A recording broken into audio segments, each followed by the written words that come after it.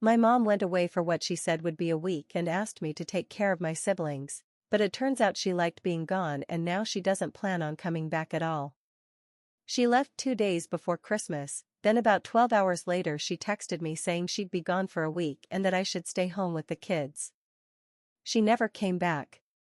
It's been almost 9 weeks now.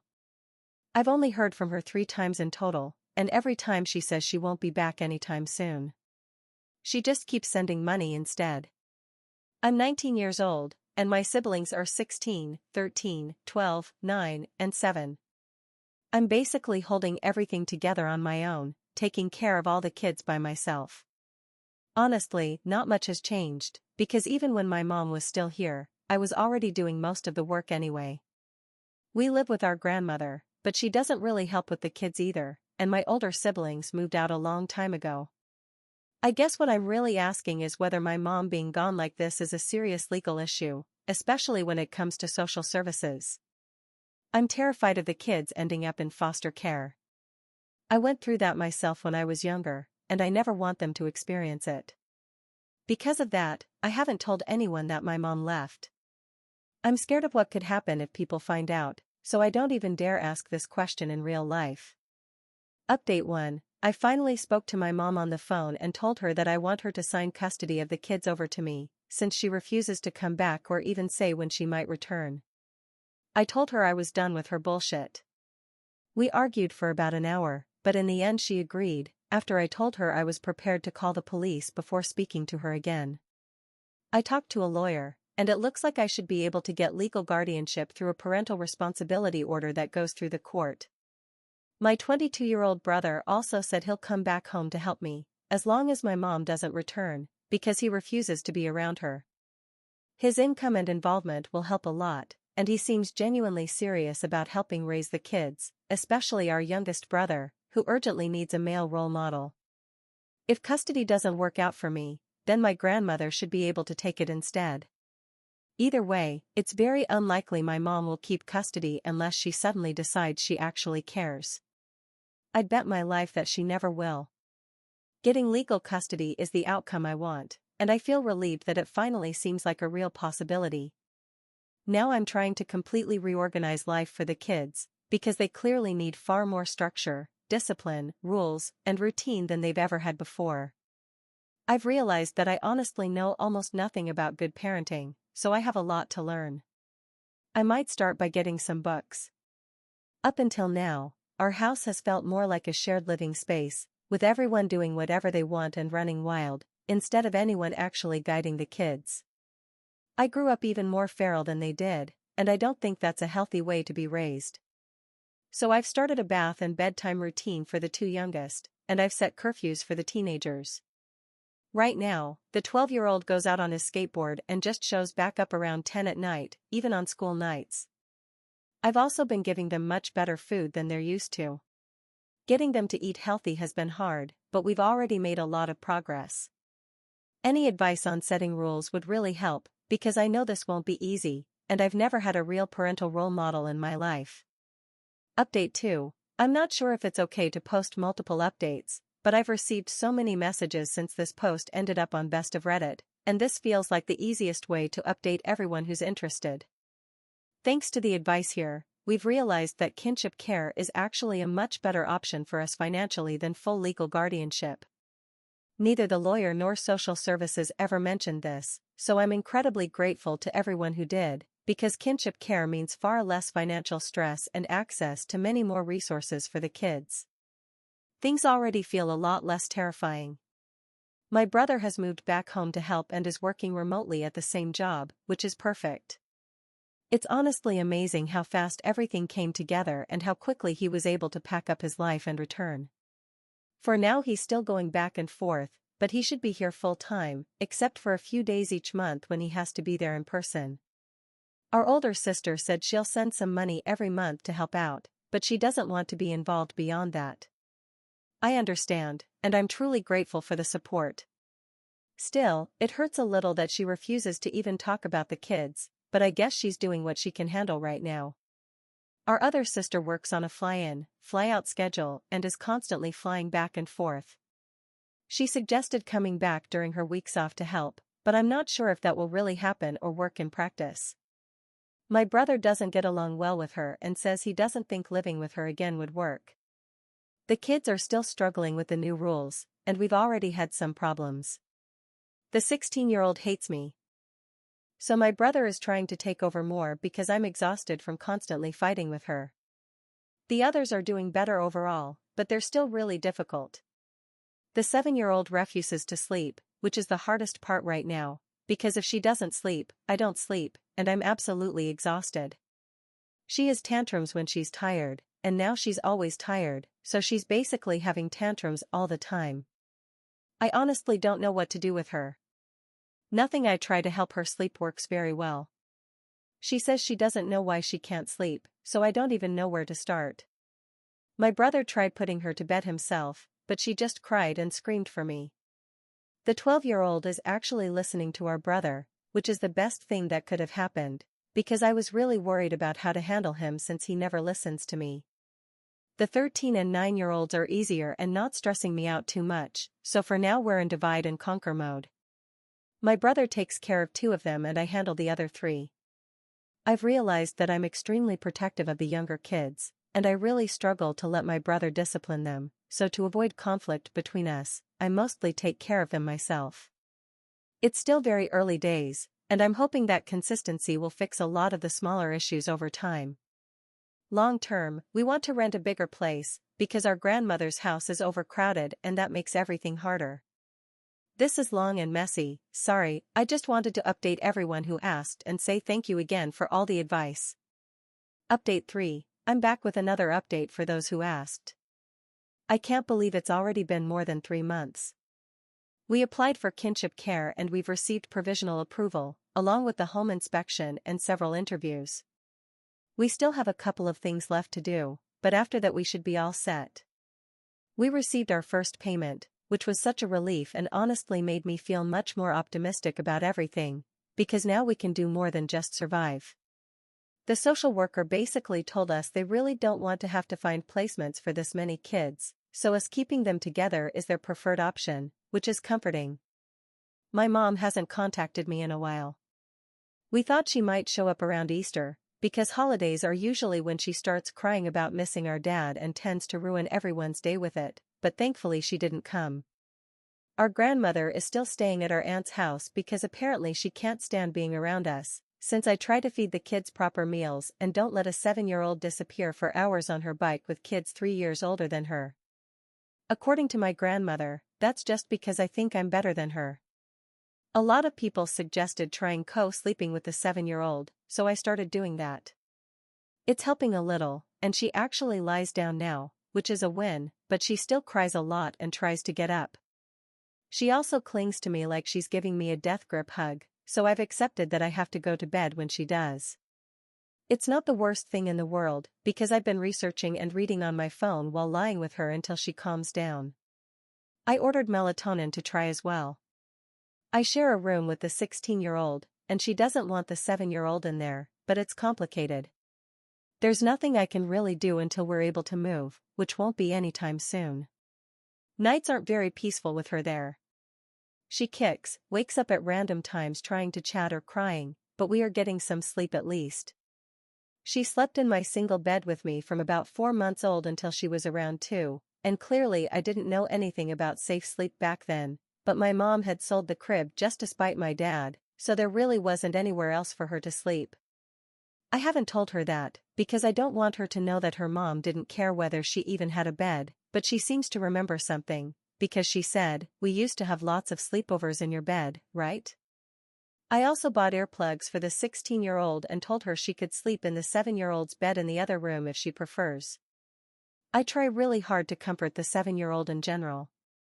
She had one of her crying meltdowns last week and said she didn't feel safe or happy, then said she wished I was her real mommy. I told her I am her real mommy, because I've taken care of her whole life and I'm never leaving her. Since then, she seems a bit happier. Today I'm going to get a photo of the 2 of us so she can keep it in the little coin purse she carries everywhere. She's very sentimental, so I think she'll like it. Yesterday she asked if my brother and I are married. Obviously I said no, and she said it just feels like you're my mom and dad. I hope that's a good thing, even if it's a little strange. She's definitely bonding with him too now. She always wants him to carry her, and when I say no because I'm busy, he offers, and she accepts now. She used to ignore him. Watching her curl into his neck and actually relax is the sweetest thing. It makes my heart so full, because I remember wishing I had a dad who would hold me, and I'm so happy that she's getting all that love. My brother and I have had some disagreements about discipline. He's pretty strict, which is generally good because they honestly need it, but sometimes it feels like too much. The biggest disagreement was when he spanked the 9-year-old and I completely lost it. We all grew up with much worse, and I won't lie, I've spanked them before too, but I don't want to do that anymore. My brother thinks there's nothing wrong with a smack on the butt, but I'd rather not go down that road. He said he won't do it again, and I believe him. He wasn't angry when it happened, so I'm not overly worried, and he apologized to the 9-year-old. Our dad used to whip us with an electrical cable, so to us, a smack on the butt feels like gentle parenting. Still, I've read enough to know that we don't want to use any kind of physical discipline. The hardest thing I've had to do so far was give suppositories to the 2 youngest kids. My sister gave me money to take them to the general practitioner because she was worried about them. I couldn't find a free clinic and didn't want to wait for the kinship care process. It turns out both of them are undernourished, underweight, severely constipated, and missing some vaccinations. For the constipation, we tried medication, more fiber, and more water, but nothing worked, so it had to be suppositories because the doctor said it was getting close to being serious. I tried to explain everything and make it as easy as possible, but it turned into a complete ordeal. The 9-year-old was easier, but it still took a while. The 7-year-old was impossible, and all of us were extremely stressed on day 1. So we stopped, and on day 2 she still wouldn't cooperate, so my brother had to step in and basically hold her still. I called the doctor, and she said either we did it ourselves or we brought her in and they would do it there, so we really didn't have a choice. I still feel awful about it. Now I'm completely obsessed with what they eat, because I never want anyone to go through that again. That said, they've been doing so much better since then. They don't complain about stomach pain anymore, they're less irritable, and it's definitely helped the 7-year-old sleep better. We're taking the other 3 kids to the doctor next week. After that, we'll switch to telemedicine, but I wanted them to see someone in person for their first appointment. After that, the next thing on the list is the dentist. We've also been looking into therapy, and we should be able to start telehealth sessions soon. For now, the 3 teenagers have said they don't want to do therapy, but I'm going to keep encouraging them to at least try it. The 16-year-old is still difficult. She took my ID and was sneaking out whenever she wanted, but my brother grounded her, and surprisingly, she's actually followed the rules and hasn't tried to run off again. The other 3 are doing fine, with no major issues. Honestly, I think they're adapting pretty well. I try to talk to all of them whenever I can, and they seem to understand what's going on. They trust that we're not going anywhere and that we just need them to work with us so we can all get through this. My 12-year-old brother, Jay, is obsessed with our older brother. Before this, Jay used to disappear every afternoon for hours, and I was constantly stressed trying to keep him home and safe. But now that Matt is here, the problem has basically disappeared. Jay just wants to be around him all the time, and somehow Matt has managed to convince this kid that doing homework with him is the best thing in the world. Sorry this is long again. I don't know how much longer I'll keep posting updates, but for now everyone has been so incredibly helpful that I'll keep sharing, because I always need more advice. The support and guidance from people in the comments and messages have honestly been amazing and have really helped improve our day-to-day life, so thank you so much, random strangers on the internet. Update 4, my previous posts explain everything, but the short version is that our mom left right before Christmas, and I'm now taking care of my 5 younger siblings. The 16-year-old has been a pain in the ass the entire time. She's unhelpful, constantly grumpy, argues about everything, and deliberately antagonizes the younger kids just to upset them. Basically, she does whatever she can to make my life harder. Today, her phone was confiscated because she was filming our little sister having an emotional meltdown and laughing at her. Later, while I was putting the phone away, I saw a message pop up from our mom saying some horrible things. My mom hasn't messaged me in weeks, and the 16-year-old never mentioned that she was talking to her, so I was completely shocked. It took a few tries, but I managed to unlock her phone, and I saw so many messages, mostly my sister begging our mom to come back. Our mom either ignored her or told her to come visit her in the city she's in now.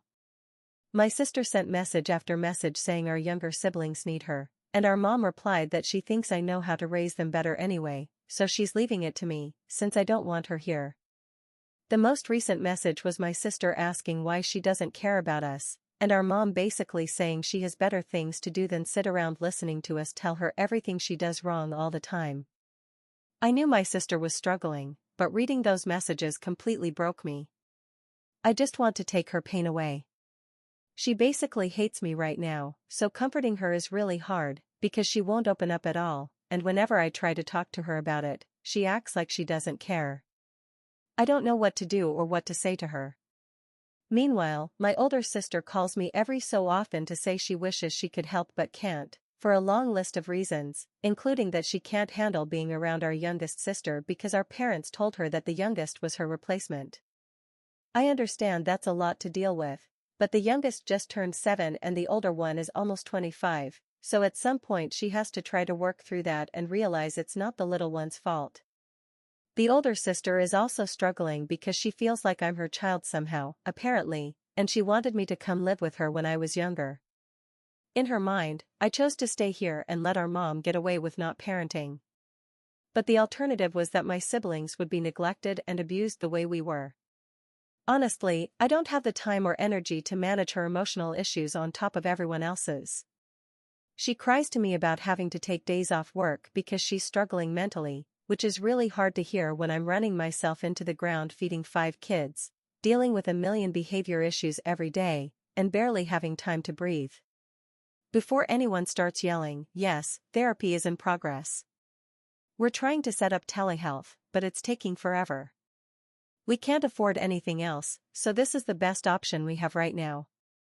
Until then, it's the same old routine, keep going and try not to mess these kids up any more than they already are. Update 5. Another update, because my inbox is still completely overflowing and I can't reply to everyone individually, so I'm just going to put everything here for anyone who wants to know. It's been about 5 months now. First of all, thank you so much for all the kind messages and offers of help and support.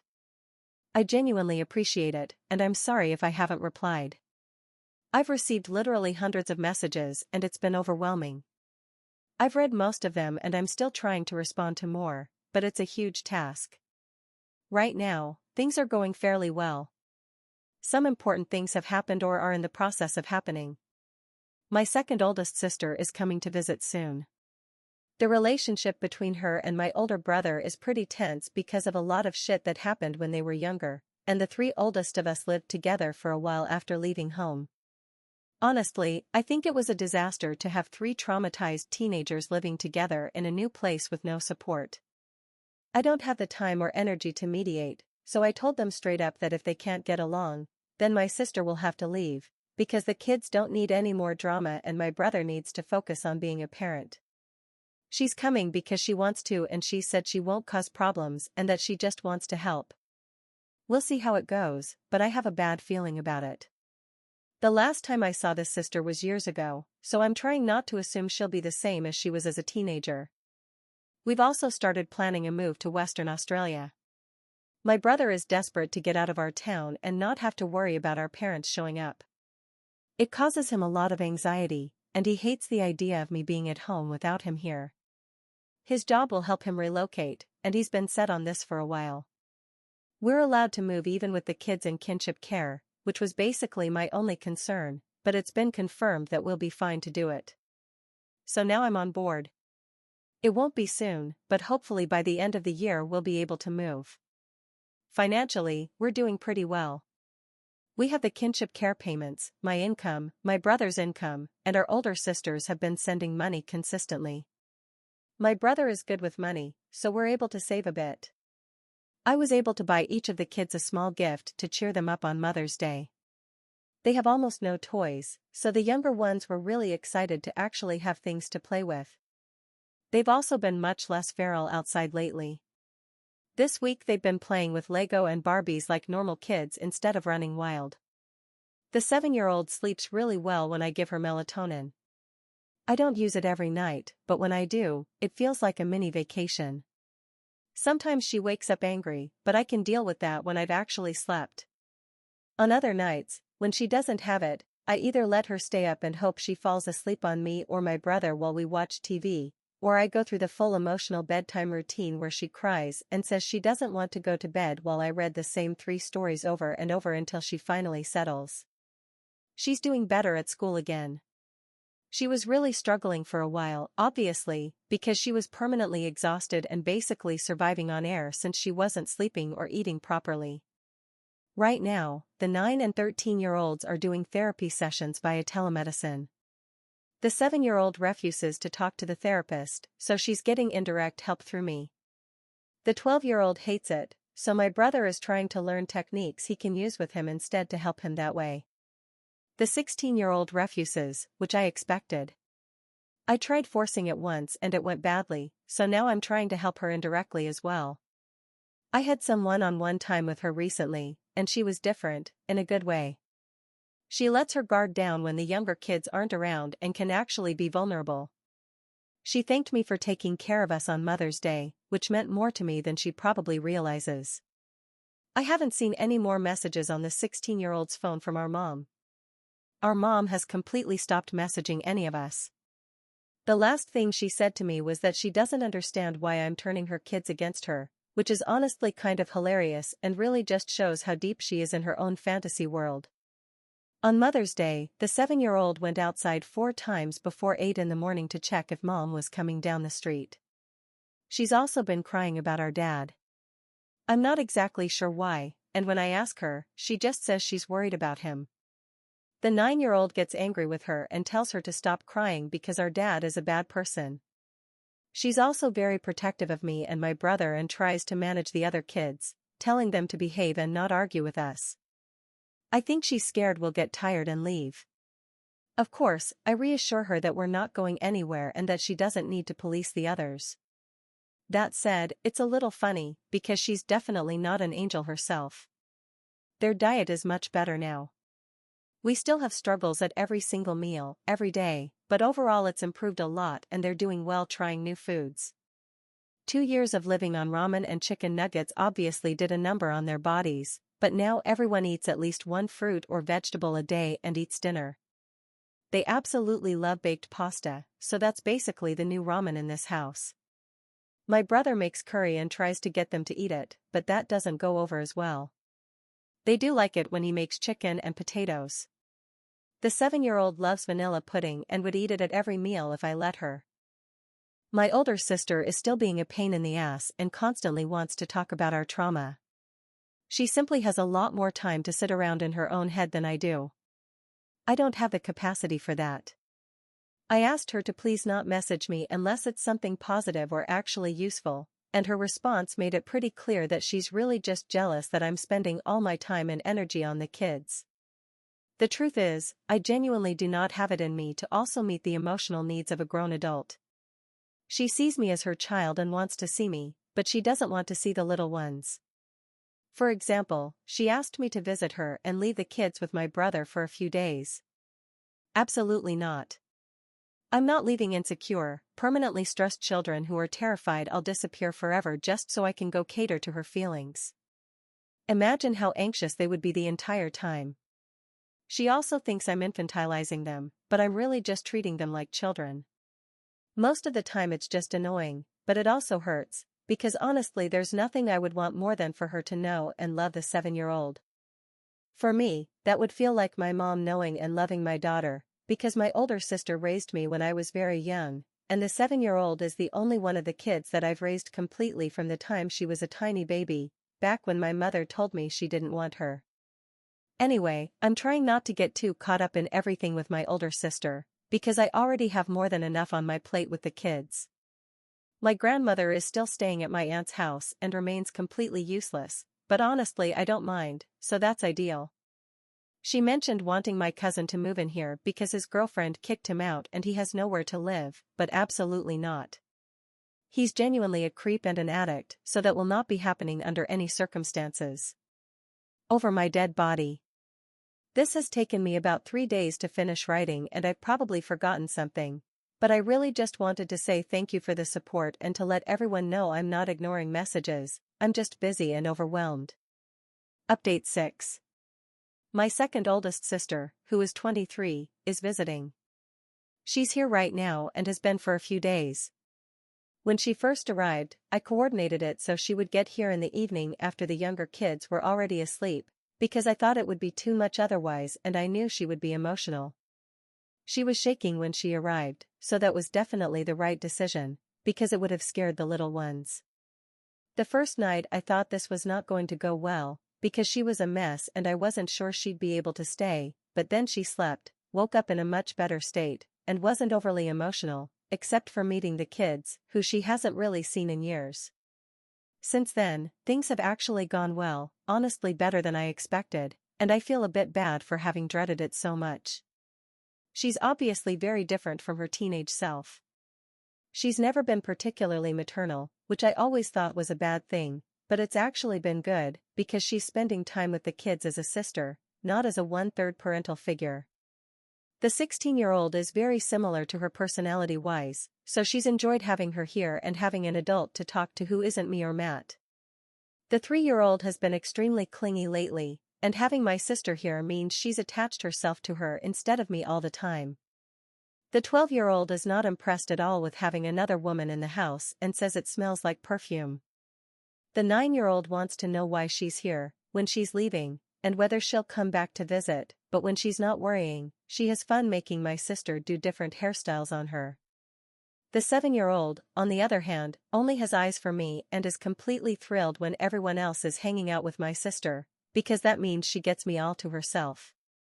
She asked my sister to take her out of timeout, and they were best friends for about 10 minutes until she got over being mad at me.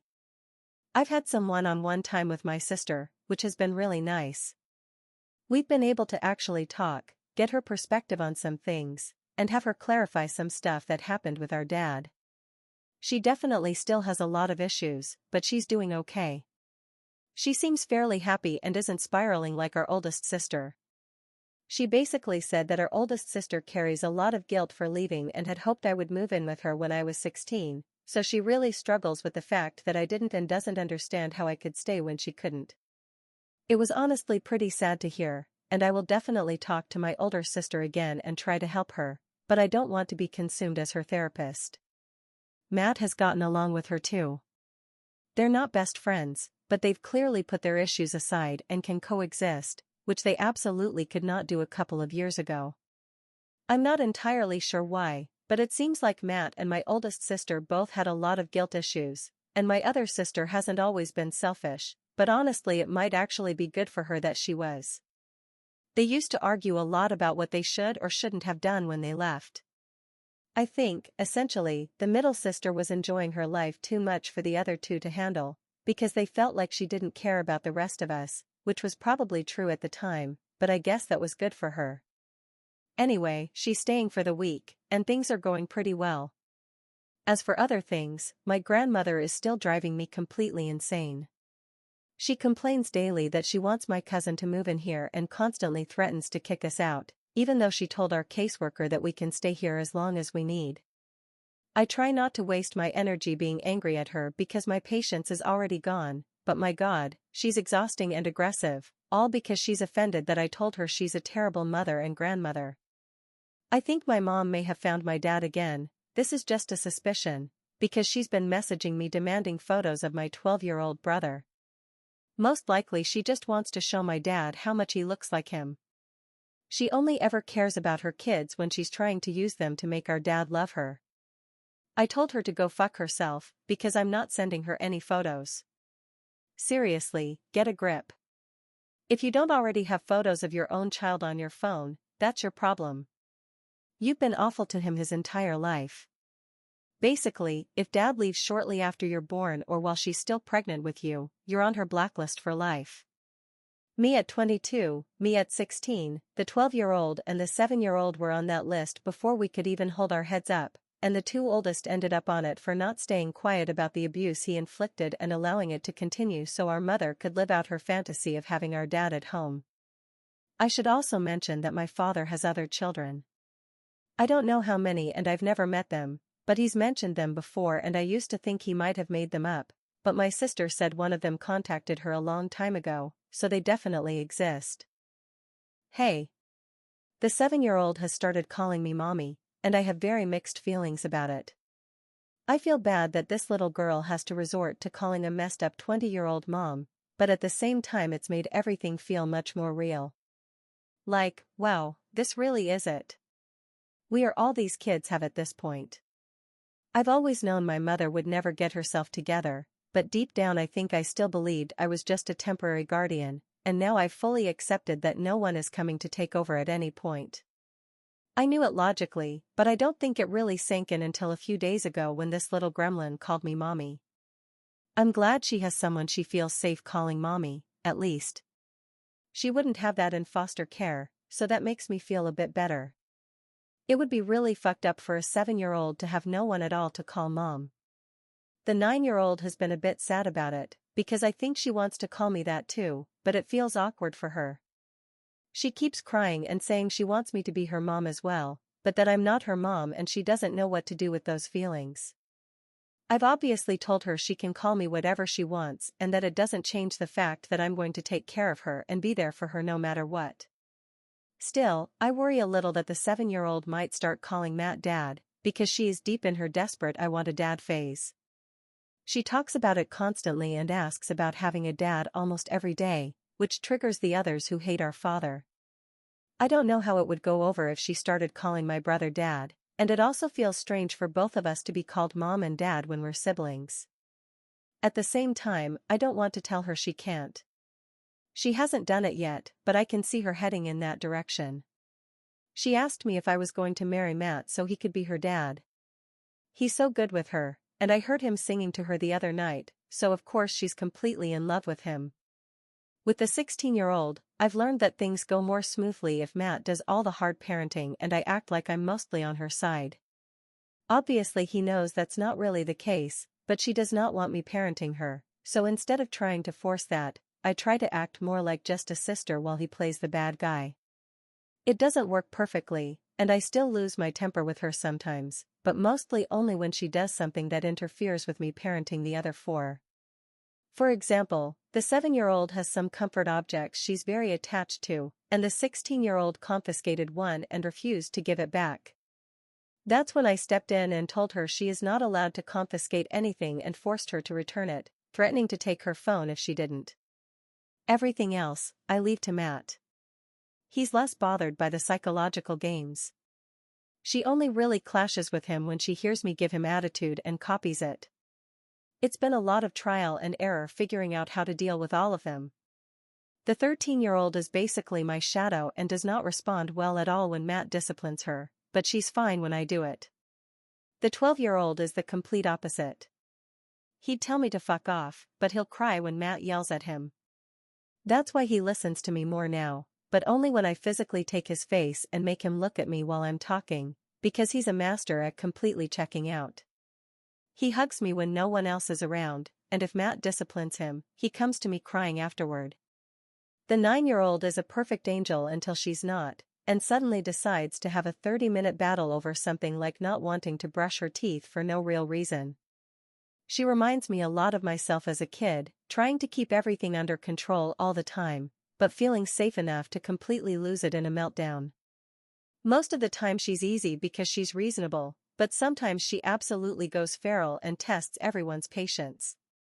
For everyone messaging me saying the 7-year-old sounds autistic, she isn't. I've talked about this with both her doctor and the therapist. She has anxiety and abandonment issues and is extremely stressed in general. That's why she can't let herself fully relax and fall asleep. She was not like this at all before my mom left. She slept fine back then. All of them struggle with food because they lived on ramen their entire lives, but it's harder with the 7-year-old. With the older kids, I can explain why nutrition matters and they'll try and eat better. She genuinely does not give a single fuck about nutrition. She's also incredibly attached to me because she thinks I'm going to leave, so she monitors me constantly. In theory, all of this should improve with time and consistency and feeling safe. Matt has been really good about not repeating what our parents did to us. When he gets angry, he leaves the room, because he doesn't want to react badly toward the kids. He hasn't hit anyone since our big argument about it, which is honestly impressive given how we grew up. He literally has scars from the beatings our father gave him, and our mother broke multiple bones on multiple kids. Trying not to be physical at all when that's what you were raised with is hard, but we're doing it. I'm starting to relax a bit and let him actually be a parent without intervening constantly. For example, a while back we were having a horrible night with the 7-year-old. She was screaming at around 2 in the morning, and Matt came in to take over because I was about to lose it. When he picked her up, she completely freaked out and accidentally smashed her head straight into his face. I basically blacked out for a second and ripped her out of his arms instinctively, because if it had been our father, he would have literally thrown her across the room and she'd be in the hospital. But Matt just sat down on the floor in silence and held his nose for a bit. I was standing there like, okay, what the hell? He didn't even look angry. So after a couple more situations like that, I'm not quite as stuck in full panic protection mode anymore, and I feel like I can actually trust him. Anyway, this has turned out much longer than I expected again. Once I start writing, I really can't stop, even though these updates take me days to finish. Update 7. Apparently this got removed from the advice subreddit, so I'm reposting it here so people can read it if they want and don't have to message me. Another update, since it's been about 2 months since the last one. The 16-year-old is still very up and down. Sometimes she's pleasant and easy to be around, and other times I'm just like, what the hell is going on in her head? For example, she had been doing really well, asking permission to go out and telling us who she'd be with, where she was going, and what she was doing, which was huge progress. Then a couple of weeks ago, I went to check on one of the other kids at around 1 in the morning and realized the 16-year-old wasn't in her bed or anywhere in the house. I called her 10 times and she had just left. Her excuse was that we were already in bed when she got invited out, so she couldn't ask for permission. That's bullshit, because she knows I wasn't asleep. I was lying down with the 7-year-old and had my phone with me, so she could have messaged me. She also loves arguing with me about how to discipline the younger kids, which is incredibly ironic, because she thinks she should be able to do whatever she wants and I'm awful if I tell her no, but then she turns around and says I'm too soft and have no backbone when the little ones are doing something they shouldn't. The 9-year-old has been terrorizing the 7-year-old, and I'm trying to handle it based on the therapist's advice and things I've read. The 16-year-old likes to jump in and give the 9-year-old a taste of her own medicine, which basically means slapping her back. That helps absolutely nothing with my goal of keeping everyone's hands to themselves. I understand why the 16-year-old does it, because I have to fight the instinct myself to go with the whole you hurt someone, so I'll hurt you back approach with the 9-year-old, since that's how our parents handled things when they bothered to try to parent at all. Anyway, I now spend half my time trying to keep the 9 and 7-year-old separated and the other half arguing with the 16-year-old about discipline. The worst thing the 9-year-old did was hit the 7-year-old in the head with a metal water bottle, and Matt was as angry as you can reasonably be with a kid that age. She's been better since then, but she's still not kind. She's basically frustrated with the 7-year-old because she doesn't want to play anymore like she used to, when they were best friends and played together all day. Now the 9-year-old keeps trying to discipline the 7-year-old because she doesn't like it when she has tantrums or talks about our dad or whatever. The 7-year-old is my shadow, and because she doesn't sleep well, she's always tired and grumpy, which makes her not very fun for the 9-year-old to be around. So the 9-year-old gets angry with her. I was trying to push the 7-year-old to play, and that always ended in tears, because she'd just sit there and not join in the game the 9-year-old wanted, which would make the 9-year-old lash out. So now I just let the 7-year-old be. If she's happy being my shadow, then okay. To put it into perspective, she's so attached to me that recently, when she wasn't in the same room as me for about 10 minutes and I knew Matt didn't have her, I started to worry about where she was. I went to look for her and found her sitting on the 12-year-old's lap while he was playing a video game with his friend. The fact that she was interested in something that wasn't me made Matt go, wow, and I nearly cried. With the 9-year-old, we're trying to give her more one-on-one time, because she enjoys it and clearly needs it, but it's hard to fit in with everything else. Matt has more time to spend with her, but she mostly wants me. Usually I can manage about 20 minutes with her in the afternoon or evening. Obviously I see her more than that, but with the other kids around and the 7-year-old being incredibly needy, it's not really quality time. The 13 and 12-year-olds are basically the same as before, pretty easy compared to the other three. The 13-year-old has her moments of copying the 16-year-old and being a massive pain in the ass, but overall she behaves well. A bit of attitude is fine with me, as long as she's not climbing out her bedroom window and running around at midnight. I did have an issue with her because she wanted to sleep over at a friend's house and I said no, because the dad gives me a really bad feeling. She was furious with me, but she got over it. The 12-year-old just wants approval from our older brother, so he's been doing well. He hasn't told me to fuck off in ages, because Matt is basically the respect police and doesn't let him get away with the things he used to say to me. Matt is handling all the moving logistics, trying to make it happen by the end of the year if possible. I'm not very involved because I'm too busy, and he knows more about it anyway. He's done all the research, and I told him to sort out work, housing, and schools and then update me. I reduced my work hours because it was too much, and since then things have been easier. Our sister says she might move with us because she wants to help. Having 3 adults in the house would be amazing, but we'll see if it actually works. That's pretty much everything. Nothing else major is happening. We haven't heard anything from our mom, and our grandmother is still living with our aunt. My older sister is still sending money and we talk a little, but I was very clear with her that I can't handle constant trauma conversations right now. A lot of people keep messaging me about the 7-year-old's comfort objects. They're muslin cloths, and all I'm going to say is that I cannot mess with them. They all have names and personalities, and in her head they are dolls, not rags. She makes them play together and talk, and they have faces drawn on them. If I wash them, I'm drowning them. If I put them inside a stuffed toy, I'm suffocating them. If I sew them, I'm stabbing them. You get the idea. Think of them as her babies, literally, and you'll understand how limited my options are. So my goal is to slowly get her to shift her focus to other things, but it's hard when these cloths have basically been the only toys she's had her entire life. Honestly, being obsessed with 5 pieces of fabric is the least of my worries.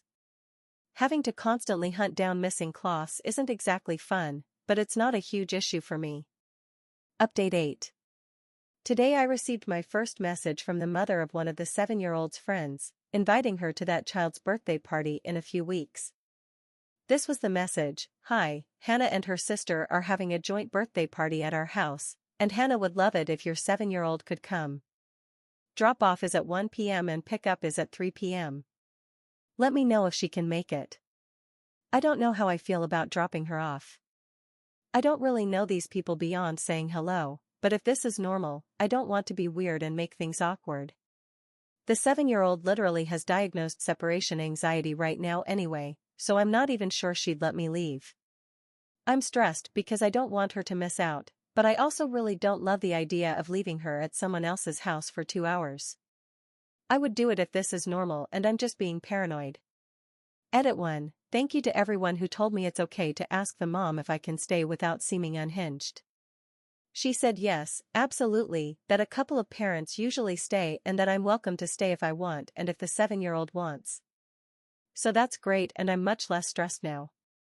I haven't asked the little one yet, because she was in full gremlin mode and would have said no to literally anything, but I'll see how she feels tomorrow. Edit 2. Thank you for all the advice. I took the 7-year-old to her friend's party and stayed the whole time, and it was definitely the right decision. I'm really glad I messaged the mom and worked it out. She came to check on me a lot at first, and then mostly just looked over at me throughout the rest of the party, but she had an amazing time, and I loved seeing her with her friends. She's never had a birthday party or celebrated her own birthday before, so she had a lot of questions afterward. I promised her she could have a cake and a party next year for her birthday. The party favor bag absolutely fascinated her. She was like, wow, and said it felt a little like her birthday, because she got a cupcake and 4 gifts in the bag: stickers, a yo-yo, a tiny baby doll, and a coloring book. It took her 2 days to eat the cupcake, and the baby doll is named Rapunzel and goes everywhere with her now. I'm really glad I asked here instead of panicking and saying no like I was tempted to, because the idea of leaving her was giving me anxiety. Update 9.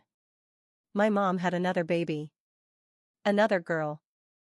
I don't know why it hit me so hard, because I literally think about this exact scenario in my head every single day, but it still hit me like a ton of bricks and I was on the verge of losing my mind for a couple of days. I don't really know why. I think it's a mix of knowing that no matter what, this is going to mess me up somehow, and also just pure rage at my mom for how irresponsible she is. If we take her in, then I'm raising a newborn from scratch all over again. And if we don't take her in, I'm going to torture myself for the rest of my life wondering if she's okay and feeling guilty. At first, we were going to say no, that we can't take her and that she should go straight into foster care or adoption. But she's in the hospital with meningitis, so after days of stress and talking everything through, I'm traveling right now to be with her, because I couldn't handle the idea of her being alone and I was completely losing it. The information has been really patchy, but the last thing I heard is that they think my mom got pregnant around late January because the baby is premature. I suspected when my mom left at Christmas that she'd figured out where our dad was, so she must have been with him for some amount of time. I doubt she's still with him, because usually she plays happy family with the new baby if he's still around when the baby is born. My mom is a Group B strep carrier, so this isn't the first time she's had a newborn with serious medical issues. Because of that, we don't even know her exact birth date yet. I'm so angry at my mom for not telling me she was pregnant and for not coming home to have the baby. I would have made sure she got proper medical care and that the baby was okay.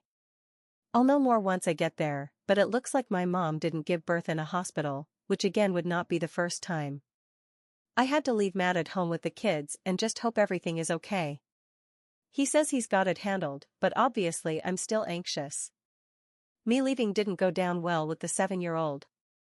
The 16-year-old, though, is like a completely different person since we found out about the baby. Suddenly she's the most helpful human being alive. Now that I've left, she keeps texting me saying everything is fine at home and that she wants me to bring the baby back with me. She's the only one of the kids who even knows about the baby. The others think I'm just helping one of our sisters with something. I don't know what to do.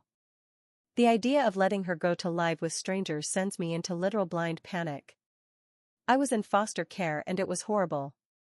I know it's different for babies, but how can I risk her going to people who might not love her? I know I would love her, and I know she'd be okay with us. But another part of me is like, how can I realistically take on another child? And what if she gets adopted by amazing people and has an incredible life? I don't know. The caseworker says that placement with family is the priority and that it's very likely we could keep her if we want to. And yes, we want her, but I don't want to say yes, bring her home, get attached, have her get attached to us, and then realize, oh my God, I can't do this. A baby is so much, and it's very different from school-aged kids. But I've done this before. I was 13 the last time I was doing night feeds, so surely at 20 I can do it again. The 7-year-old has finally been sleeping mostly in her own bed, and I was finally sleeping too. And now I feel like an idiot if I say no to a whole human being just so I can get a bit more sleep. That feels insane. Matt says we could bring her home and see how it goes, like a temporary thing, but I don't want to just say, okay, let's bring her home, like she's a cat or a fish. I want to be sure it's the right choice. I'm going to get incredibly attached, and she will too, and that doesn't feel fair if it turns out we really can't handle this many kids. I mean, I guess nothing is truly impossible, but I don't know. I hate the idea of giving her to random people and spending years with my brain constantly going, how is the baby, where is the baby now, Is she alone? Does anyone love her? Does she have someone to play with? Is she hungry? I will torture myself forever. I don't know how people give up a baby. She's not even my daughter, and I'm still like, no, you're part of me, I need to keep you with me. But what if I can't? Financially, we'd be okay. We get decent kinship care payments, and between the two of us we'll earn enough to be fine once we move before Christmas. Ideally, there would be 3 adults in the house, because our older sister is planning to move with us. And by then, the 16-year-old will be 17, and by the end of February all the kids will have had their birthdays, so they'll be 14, 13, and 18. They were all becoming more independent, and then, bam, a newborn. I don't know what to do. My older sister says, screw it, you have to put her up for adoption. Everyone else wants to try to keep her. I just want a crystal ball so I can see how things turn out in each scenario and choose based on that, because the idea of regretting this decision for the rest of my life is making me incredibly stressed. I'm not really looking for advice, because I don't want a literal baby's life being decided by Reddit. That feels messed up. I want this to be the right decision for us, made together with the caseworkers. I'm just venting, because it's an 8-hour trip and I need to stop spamming Matt and my sisters with my constant thoughts. But yeah, to everyone who kept messaging me saying my mom would have another baby, I guess you called it. Update 10. Hi. This will be a short update because I don't have much time, but everyone keeps messaging me asking what's going on. The baby is doing really well. This past week has been an absolute roller coaster, and she still has a couple of issues for now, but there's a really, really good chance she's going to be completely fine. She looks like a tiny alien and has a little cannula on her head, but according to literally every nurse and doctor I keep pestering about her, she's doing great. They all say that if you just looked at her, you'd think something was seriously wrong, but medically she's actually doing amazingly well. If she hadn't been brought to the hospital when she would be dead. They still haven't found my mom. No idea where she is. Most likely she left the city. Maybe this time she actually realized she fucked up and that you can't just leave your newborn with random drug users. We're getting temporary custody, and hopefully we'll be able to take her straight home when she's discharged, if everything is sorted by then. We really need to see whether we can actually handle this before making a permanent decision, so this makes sense, and the caseworker fully agrees. I'm worried everyone will get attached and then it won't work, but after talking it through all week, we think it's better to try and fail than not try and spend the rest of our lives wondering what would have happened. I obviously had to tell the kids about her, and they're all like this is the best thing ever and completely excited. I don't think they understand that she's not going to be a quiet, adorable little doll. The younger girls think they'll get to name her, so for them it's all just fun. She is not going to be called Calypso or Lilo or Rapunzel, and she is definitely not quiet, so we'll see how long the excitement lasts once we get home. I'm anxious to get home and have a proper conversation with Matt, because right now it feels like everyone is just saying yes, yes, yes, we can keep her, while I'm the only one really thinking long-term and about the actual logistics of having a baby. Update 11. Since everyone has been messaging us offering money, gifts, and things like that since my first post, and even more so now because of the baby, I don't want to keep replying with the same thing over and over, so I'll say it here. We are genuinely okay. I don't know how many of you are in the US, but here in Australia we receive good payments for kinship care, genuinely more money than we've ever had before, by a lot. We also get discounts on certain things. I know how to feed 5 kids on almost no money and I'm still in that mindset, so what we receive now covers what we need and then some. Matt and I both work, and our older sisters also send money when they can. Matt has actually been able to save some money for when we move and for emergencies, which still feels insane to me. I'm not saying we're about to go on vacations or buy whatever we want, but we're stable, and we'll be able to give the kids a real Christmas this year. They could probably count on one hand how many gifts they've had in their entire lives. Birthdays basically didn't exist in our family before, so if we buy them a cake and a couple of presents, they're going to lose their minds. I bought myself new clothes recently, and it felt wild to be able to do that without having to think about whether it should be clothes or food. I could just buy them because I wanted to and it was okay. I don't want a flood of gifts showing up at the house and the kids not valuing what they have.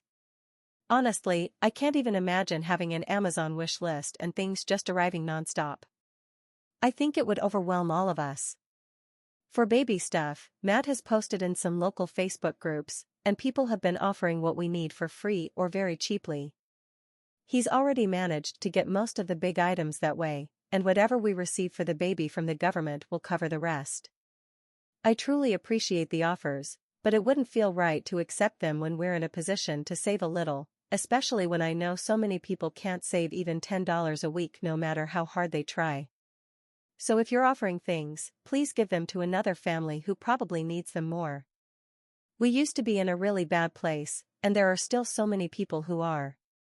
People will probably still say we're poor or whatever, but we're doing so much better than before. We're no longer sharing packets of instant noodles for dinner, so we're okay. Sorry for rambling again, and thank you all for being so kind and supportive. Update 12.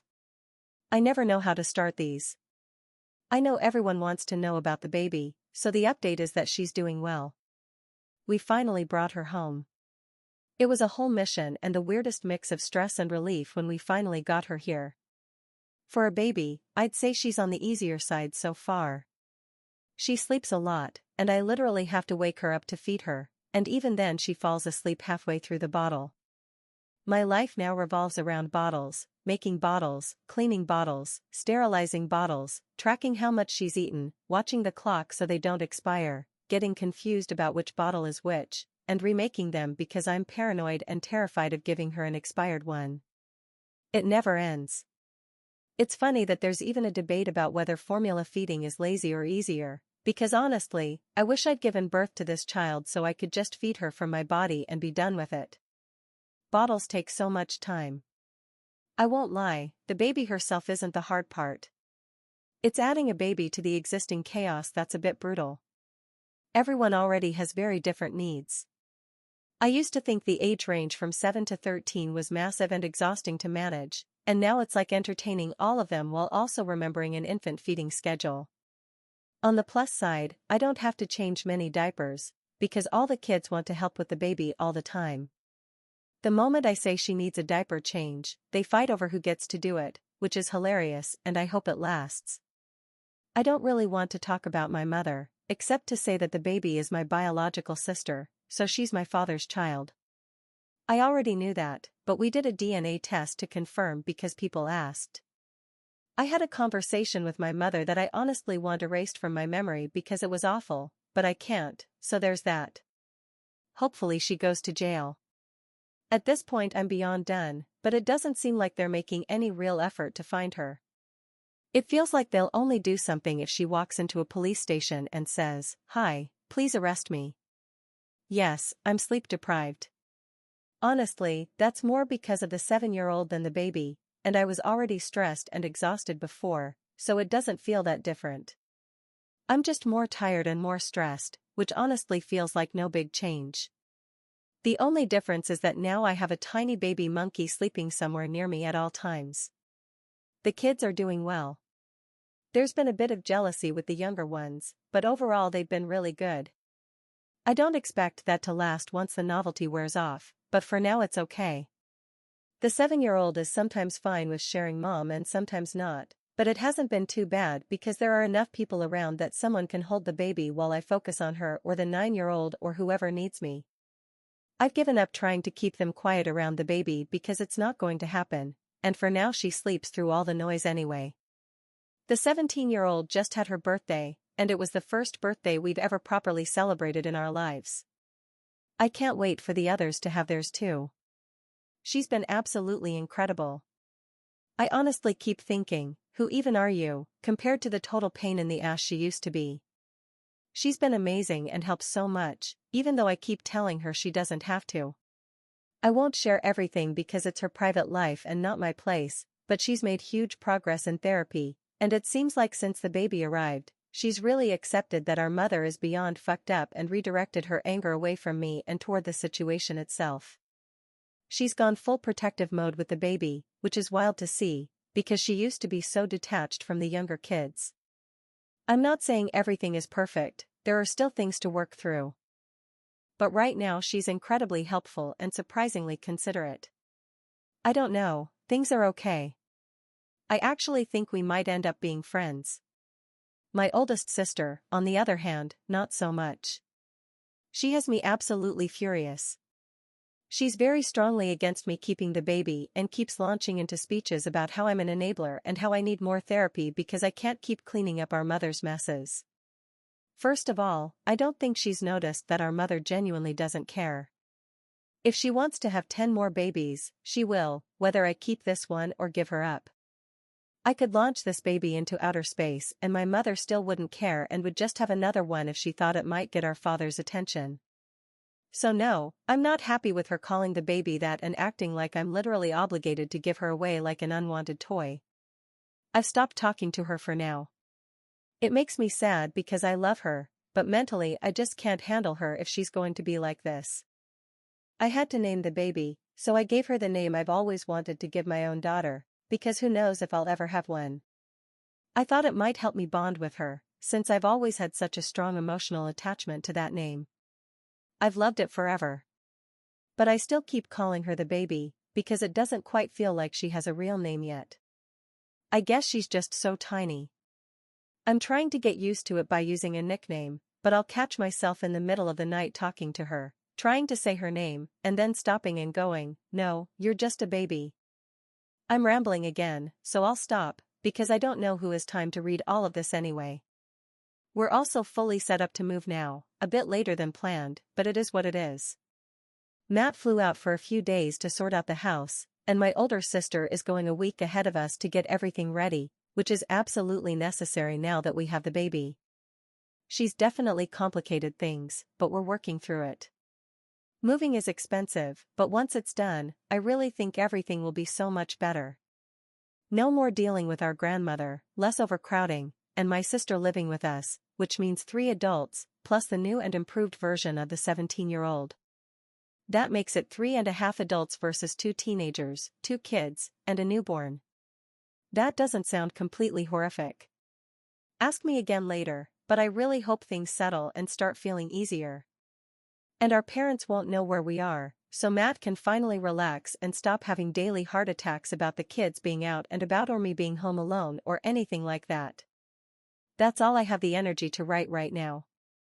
I wrote this in 3 separate chunks this week, so if it doesn't make sense, blame my exhausted, sleep-deprived brain. Update 13. A small update, because I'm currently trapped under a double nap. It's still a nap if it's 11 p.m., right? I don't know, but neither the baby nor the 7-year-old sleeps through the night, so I guess it counts. I'm angry, so I'm typing to vent, half drowning over here, lol. And honestly, it's not even because of the kids. It's because of all the damn adults who keep making my life harder, constantly. My oldest sister is being so unbelievably exhausting. Just stop. I don't care what you think. My grandmother is furious about a million things I told her to do and wrote down in a list and left at the house. She's furious that my older sister is staying at her place now because I ruined our mother's life, which is so delusional I can't even process that she said it. She's furious that I'm taking her grandchildren away from their roots and family, which is ridiculous because she hasn't even tried to see them in months. There's a whole pile of other bullshit I'm too angry to even write out. On top of that, my aunt and uncle have suddenly decided now is the perfect time to start demanding that my grandmother move back in here. Absolutely not. We're moving this week, and I'm not uprooting kids again to make room for her when they have a spare bedroom and can keep her for a few more days until we're gone. My uncle started threatening me, calling me ungrateful and a brat, blah blah blah. Let's be fucking serious. I don't owe gratitude for letting my grandmother live here when she chose to leave in the first place. I didn't even suggest it. She just didn't like that I told the kids to listen to me and not her. It's not like I wanted to be the one doing everything, but she can't be trusted to take care of a cat, let alone actual children. See, her raising my mother. I told my aunt and uncle to shut up, keep her there until we leave, and preferably never talk to me again. I'm done. I'm overwhelmed. I'm ready to get the hell out of here. Then my oldest sister called the 17-year-old crying on the house phone because she's blocked on everyone else's phones. Of course I picked it up, and she launched into her problems. I told her I'm too stressed to deal with her right now, and she goes, "See, I told you, you never should have taken the baby. Lady, this baby literally sleeps all day. I'm stressed because of a bunch of adults who refuse to act like adults or consider any perspective but their own.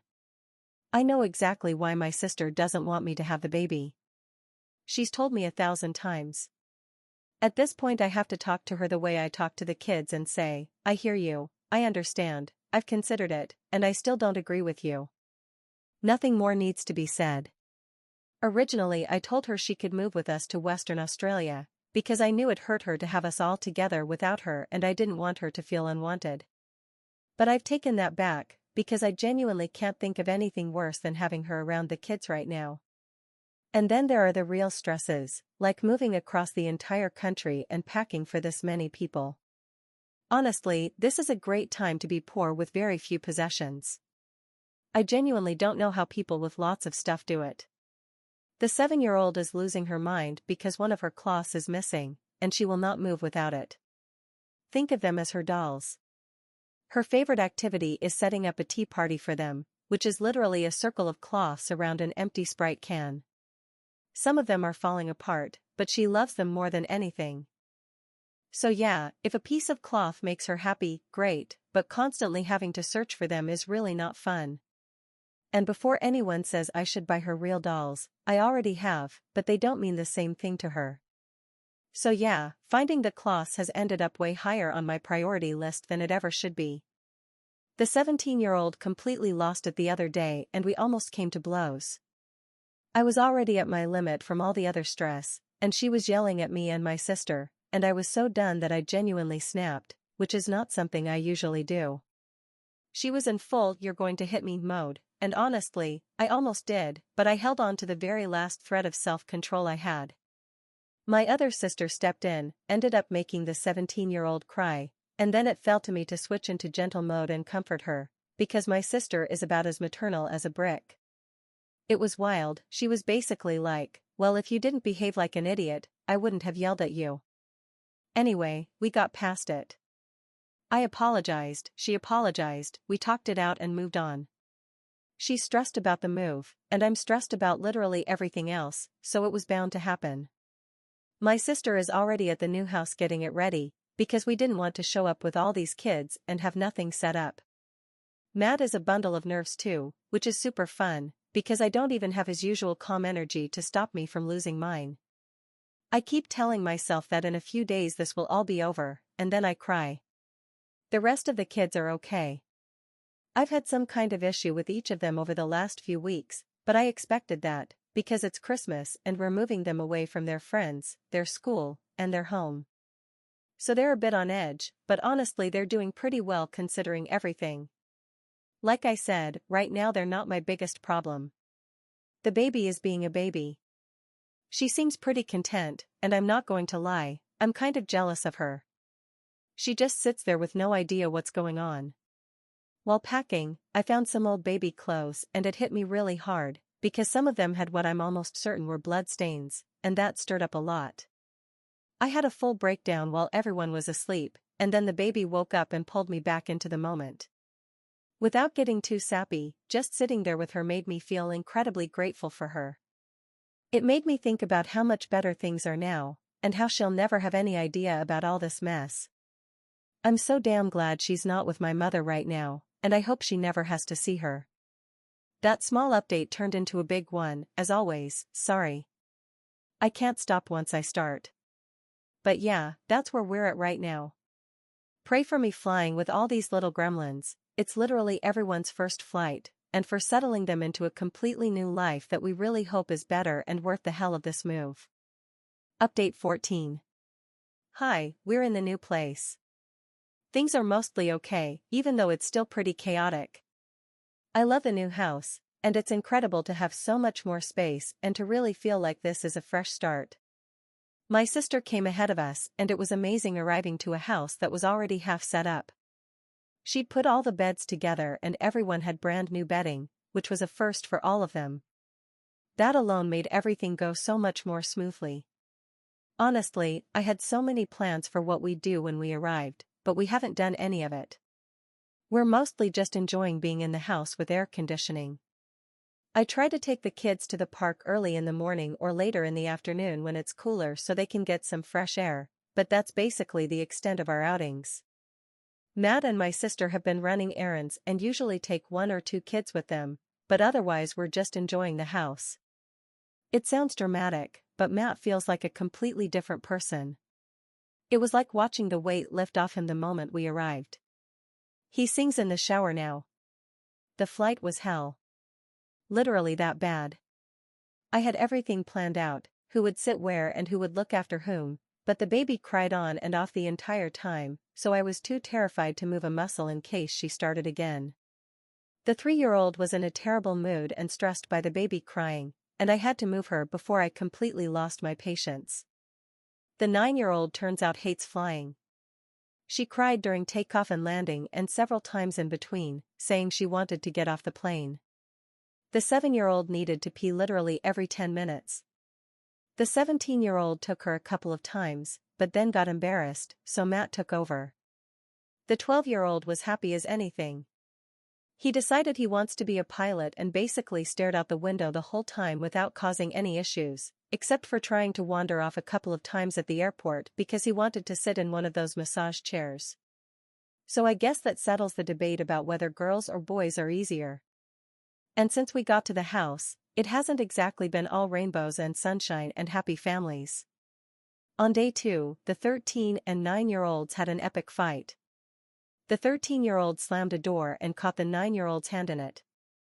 She immediately started screaming and crying, and Matt ran over, but when he got there, the 12-year-old was already there throwing punches at the 13-year-old to defend his little sister. Matt read the whole situation completely wrong and thought the 12-year-old had lost control and was the one who hurt the 9-year-old. So he immediately went after the 12-year-old, which woke up the 7-year-old who had been napping because she barely slept the night before and was already in a bad mood. I was standing there like, what the hell is happening? Everyone was screaming and I was just thinking, oh my god, what is my life?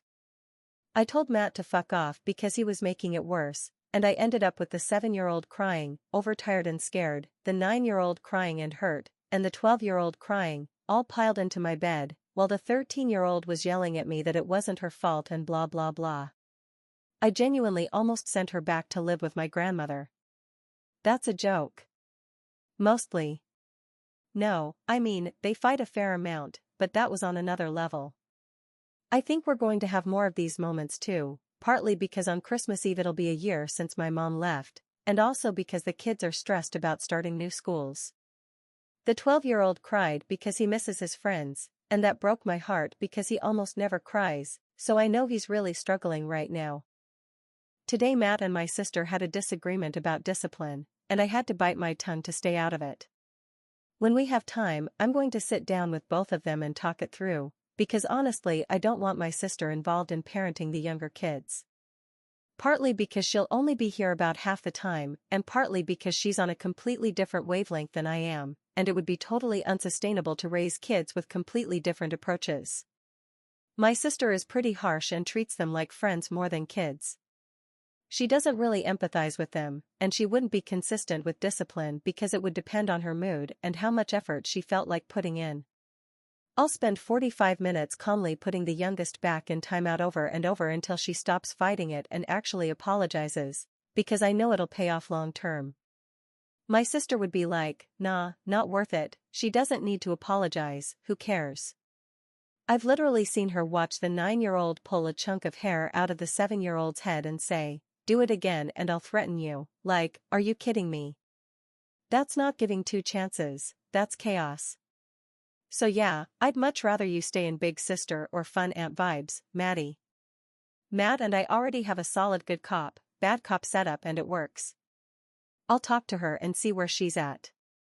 She could probably help more with the 17 and 13-year-olds, because those are very different issues, but the younger ones need to know that Matt and I are the parents and the sister is the sister. And she's terrible with babies anyway, so that part's fine. The baby is all mine. On a more positive note, We have real Christmas decorations for the first time ever, and the kids are so excited. They're hiding it pretty well because they're used to disappointment, but I think secretly they're completely hyped about having a real Christmas. The 7-year-old tried to write a letter to Santa for the first time and got completely overwhelmed. She didn't know what to ask for and ended up crying because she thinks Santa won't come anyway. I told her not to worry about what to ask for, because Santa will know what she wants. I don't even know what to say about why he never came before. I can't wait for them to open their gifts, they're going to lose their minds. But watching her try to write really stressed me out because of how behind she is, and I literally emailed her new teacher to see if there's anything I can do to help her before school starts. The 9-year-old is so happy she keeps saying she thinks this house is just a dream and that she's going to wake up back at our grandmother's house. She and the baby are my little rays of sunshine right now. My oldest sister, I think, does things just to provoke me so she can force a conversation, because we had another fight yesterday. She said horrible things, talked shit about several of my kids, basically told me I'm a bad mother and said I need to stop playing house. I stopped responding, and then the next message was, "I've sent you $500 for Christmas gifts." Like, what the hell, do you love me or hate me? I honestly have no idea. There's still a lot to organize with the house and settling in will take some time, but so far that part is going okay, and we're just happy to be far away from our grandmother, out of that house, and away from the constant bad memories. Anyway, as always this turned into a big update, but for once it only took me 2 writing sessions. All the kids are still asleep right now, so I actually have a moment, but I'm going to go feed the baby before they start waking up so I can do it in peace.